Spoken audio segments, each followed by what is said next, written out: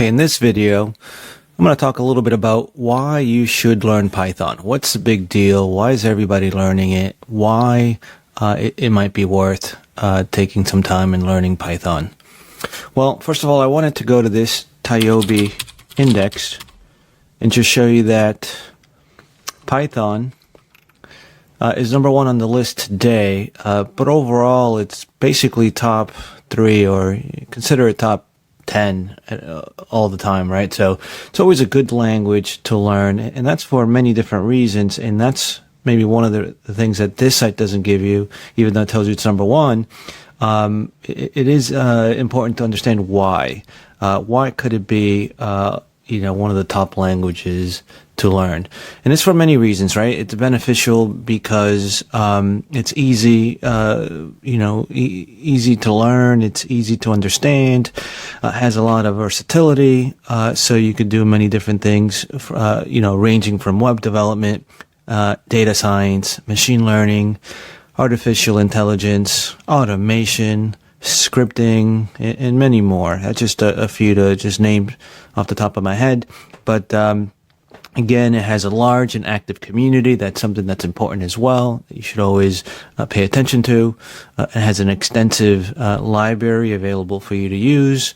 Again, data science and machine learning have sort of adopted Python, and there's a lot of frameworks and libraries out there for many different things, like Django and Flask, and not only machine learning and AI, but many different things that make it very high in demand in the job market, right?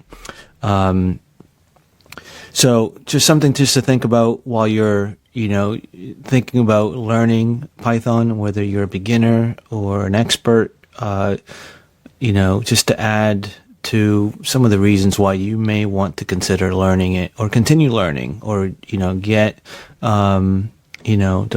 too rusty with Python and brush off some of your skills, because one of the things I wanted to mention here is that there's another book as well that I wanted to cover, another site, if you go to, if I go back and I just click on cracking the